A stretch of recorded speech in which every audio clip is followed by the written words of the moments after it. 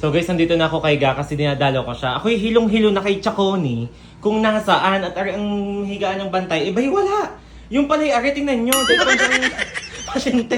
Ginaw na ginaw? Koke yarn. Itong isusot ko, laki. Ano naman? Guys, imagine niyo, baby face ang pagmumukha bago ang helmet eh. Parang helmet ng barakong anay. Kaya Ga kasi yan, kaya malaki. Laki ito. Baka kayong pontog-untog sa ulo ko, ha? Sigurado. So guys, ngayon dadala kami kay Ga kasi nga naka-confine pa siya. 2 days na siya sa hospital. Ngayon kasama ko ang dalagang Pilipina. Tingnan nyo. Maliit mo ng buhay na bigay mo. At saka nila ang helmet nyo. Shoutout sa bisita ni Hailey. Si Jericho Rosales daw di umano. Okay na yan. Dadala ka ng ID? Oo, kailangan ng ID. Lagay mo ang ID ko dyan. Hindi bababa. Ba't ibababa pa ito? Magaling siya. Ganyan. Naka-helmet ng anlaka. Naka-helmet ng anlaka. Hindi ba kayo hindi makahinga? So guys, ngayon nagreklamo pa din si Chaconi na anlaka daw ng helmet niya. Ipakita nyo. Guys, tingnan naman ang aking helmet. Ay, luag na luag. Dapat ay may pasok na estero. Pero pa, nagreklamo kung pwede daw walang helmet. Magaling kayo may pambayad na 1.5. Anong ginawa niya? Ay, di nilagyan ng saping ng sombrero ng jacket. Tingin ako, tingin. Ito ba? Guys, sa hindi ka siya, naglagay siya ng isinuot ang hood ng jacket. Tingnan niyo ang nangyari. Tingnan niyo. Let's go.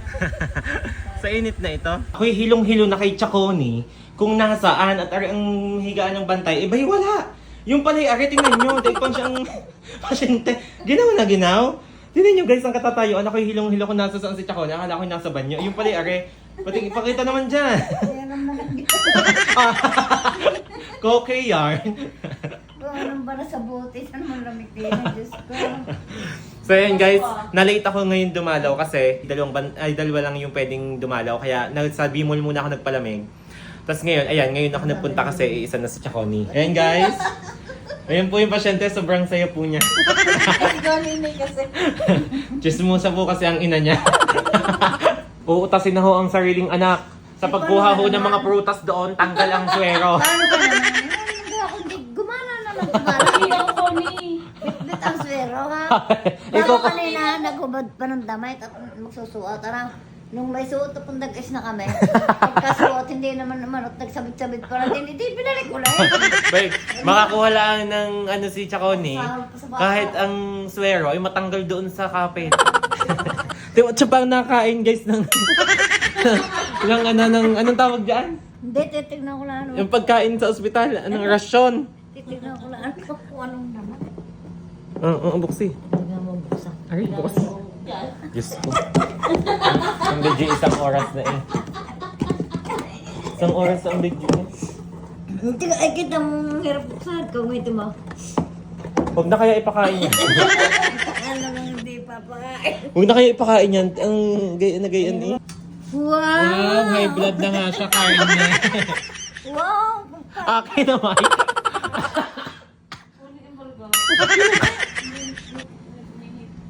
Ano? Malinis ang kamay ko ha? Dukot ko nga. Kakadating na ang rasyon, kakainin agad yung Chaconi. Makatawa. Yak! Amoy adobo! Kadiri! Kadiri! Napunasan ako ng adobong kamay. Tanggal ang sunscreen ko.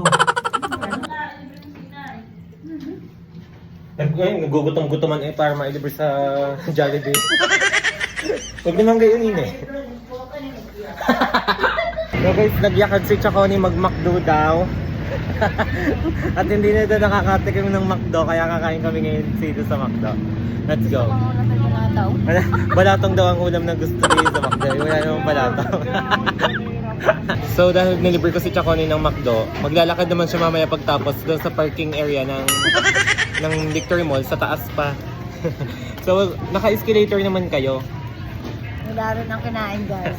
But ayun yung kumain ng manok. Nangangate. Nakakapangati. Uminom ng isang banig na si Teresa eh. Tanggal ang kate. Yun yung isang bana, yung isang piraso nga.